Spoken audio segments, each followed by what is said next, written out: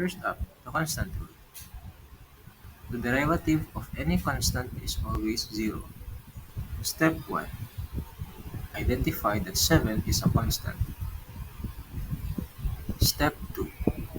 The derivative of any constant is zero. Example 1. The derivative of 7 is equal to 0. Step 1. Identify that 7 is a constant. Step 2. The derivative of any constant is equal to 0. Example 2.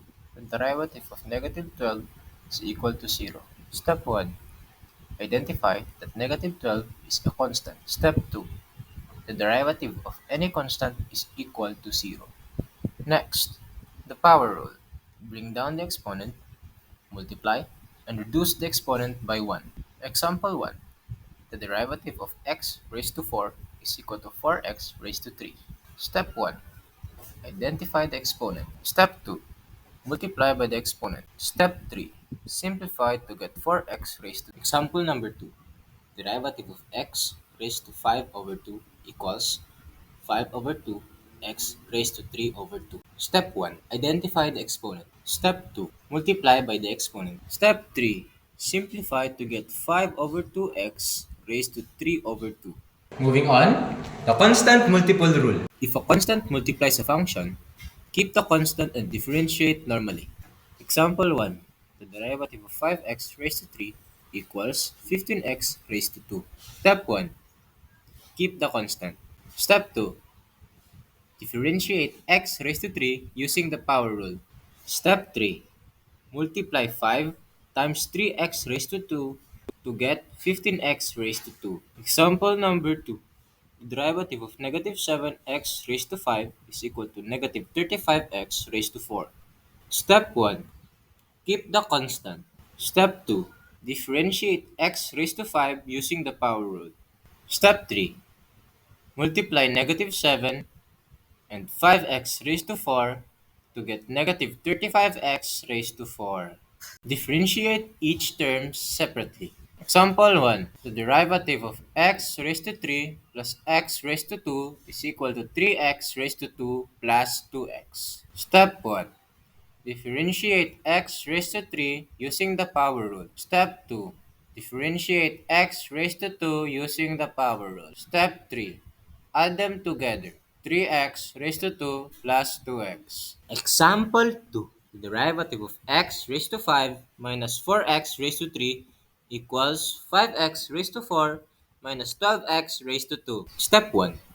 Differentiate x raised to 5 using the power rule. Step 2. Differentiate negative 4x raised to 3 using the power rule. Step 3. Subtract 5x raised to 4 minus 12x raised to 2. Example 1. The derivative of x all over x plus 1 is equal to 1 all over x plus 1 raised to 2. Step 1. Let u equals x and v equals x plus 1. Step 2. Differentiate u and v. And that's all for the 6 differentiation rules with examples. Remember, practice is key. Comment below which rule you found the hardest. And don't forget to like and subscribe for more math tips. See you next time!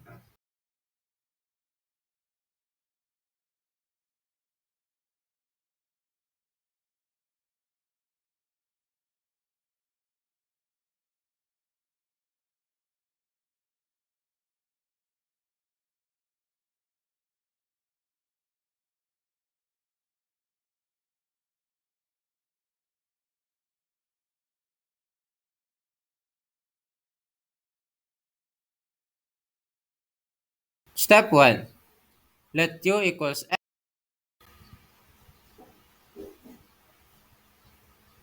Step 2. Differentiate u and v.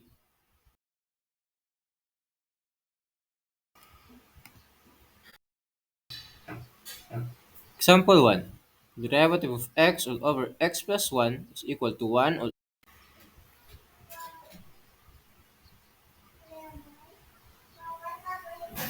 Hindi ko magawa yung example 1 kasi. Example 1. The derivative of x all over x plus 1 is equal to 1 all over x plus 1 raised to 2. Step 1.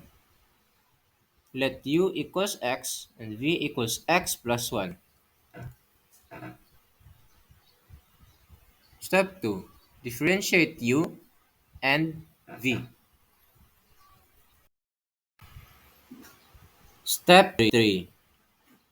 Apply the formula.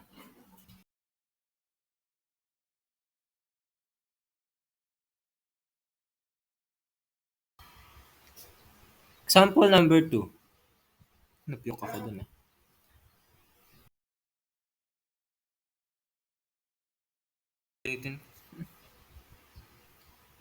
Example number 2.